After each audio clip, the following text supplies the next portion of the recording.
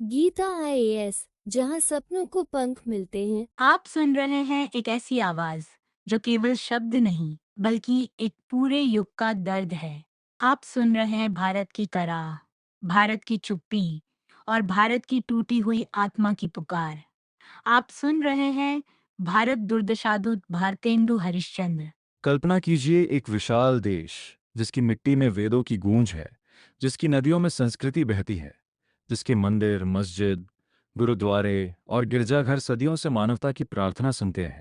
लेकिन वही भारत आज टूटा हुआ है, कमजोर है, अपनी ही सांसों के बोझ से दबा हुआ है। भारत दुर्दशा केवल एक नाटक नहीं है, यह एक रोगग्रस्त राष्ट्र की करुण पुकार है। ये वह चीख है जो गुलामी, भ्रष्टाचार, अज्ञानता और आत्मविस्मृति के अंधकार में डूबी हुई है। भारतेंदु हरिश्चंद्र इस नाटक में भारत को एक जीवित पीड़ित प्राणी की तरह हमारे सामने रखते हैं, जो बोल सकता है, रो सकता है और प्रश्न कर सकता है। नाटक की शुरुआत सीधे किसी कथा से नहीं, बल्कि एक आर्तनाद से होती है। भारत स्वयं मंच पर आता है, कमजोर, जर्जर, थका हुआ। उसकी आवाज में शक्ति नहीं, उसकी आंखों में तेज नहीं, उसके शरीर पर आत्मगौरव का कोई चिन्ह नहीं। भारत कहता है, मैं वही भारत हूं जिसे कभी सोने की चिड़िया कहा जाता था। आज मेरी पहचान केवल करों, कर्ज और गुलामी से रह गई है। यहाँ भारत कोई भौगोलिक देश नहीं, बल्कि एक घायल आत्मा है। भारत अपनी दुर्दशा का कारण बताता है। अंग्रेजी शासन जो न्याय, व्यवस्था और विकास के नाम पर आया, असल में शोषण और लूट लेकर आया। भारी कर, किसानों की बर्बादी, कारीगरों की तबाही, देशी उद्योगों का नाश भारत की आवाज भर्राती है। मेरे खेत सूख गए, मेरे करघे टूट गए, मेरे बच्चे भूखे हैं और शासक ऐश में है। ये दृश्य सुनने वाला श्रोता केवल सुनता नहीं, महसूस करता है। भारत केवल अंग्रेजों को दोष नहीं देता, वह अपने ही लोगों की ओर भी उंगली उठाता है। जाति में बटा समाज, धर्म के नाम पर झगड़े, स्वार्थ में डूबे नेता, आत्मसम्मान से रिक्त जनता। भारत कहता है, मेरी जंजीरें केवल विदेशियों ने नहीं डाली, मेरे अपने हाथों ने भी उन्हें कस दिया। यहाँ भारतेंदु हरिश्चंद्र सबसे कठोर सत्य कहते हैं, जब तक भारतीय आपस में नहीं जुड़ेंगे, तब तक कोई विदेशी उन्हें दबाता रहेगा। भारत की दुर्दशा का एक और कारण अज्ञानता।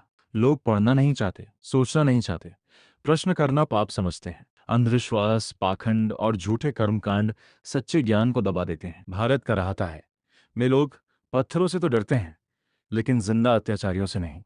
ये पंक्ति आज भी उतनी ही सटीक लगती है जितनी 19वीं सदी में थी।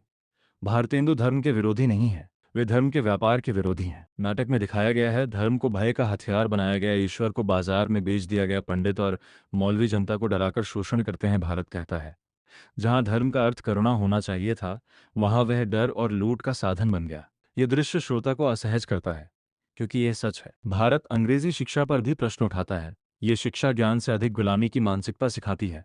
अपनी भाषा से घृणा, अपनी संस्कृति से शर्म, विदेशी को श्रेष्ठ मानने की आदत। भारत की पीड़ा गहरी हो जाती है।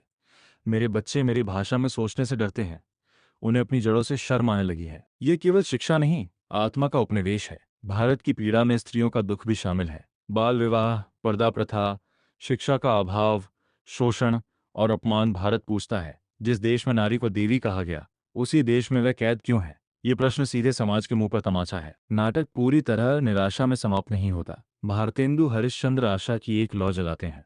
वे कहते हैं, शिक्षा से जागृति आएगी, एकता से शक्ति मिलेगी, आत्मसम्मान से स्वतंत्रता जन्म लेगी। भारत की आवाज में हल्की सी दृढ़ता आती है।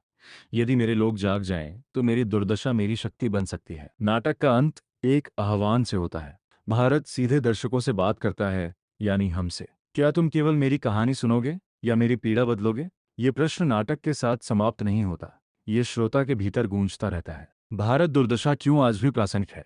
क्योंकि शोषण के रूप बदल गए हैं, क्योंकि अज्ञानता आज भी मौजूद है, क्योंकि एकता आज भी अधूरी है, क्योंकि आत्मसम्मान की लड़ाई अब भी जारी है। भारत दुर्दशा एक ऐतिहासिक नाटक नहीं, एक जीवित चेतावनी है। ऐसी ही दिल को छू लेने वाली किताबों से जुड़ने के लिए हमारे चैनल को सब्सक्राइब करें, क्योंकि अच्छी किताबें दिल ही नहीं, रूह तक उतर जाती हैं। धन्यवाद।